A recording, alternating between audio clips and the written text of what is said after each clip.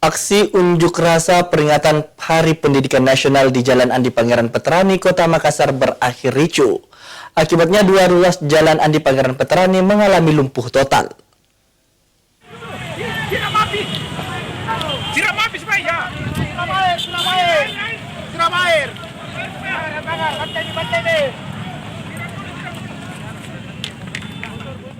Dalam peringatan Hari Pendidikan Nasional yang jatuh pada 2 Mei, bentrokan justru terjadi antara mahasiswa dan warga di Jalan Andi Pangeran Veterani, Kota Makassar, Selasa malam kemarin.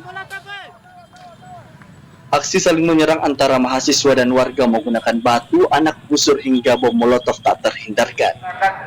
Kota Makassar yang ada di lingkungan UNM ini, coba masyarakat agar mundur.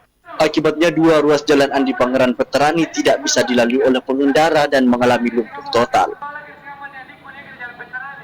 Untuk melerai kericuhan, pihak kepolisian menyisir TKP dengan menggunakan water cannon serta melepaskan gas air mata ke dalam kampus. Pihak kepolisian juga meminta warga untuk mundur dan membubarkan massa dengan cara persuasif. Bentrokan terjadi sejak pukul 20.00 hingga pukul 22.00 waktu Indonesia Tengah selama 2 jam lamanya. Bahkan ratusan mahasiswa nekat memblokir penuh ruas Jalan Andi Pangeran Veterani hanya untuk menyampaikan tuntutannya mengenai biaya pendidikan yang semakin mahal tiap tahunnya.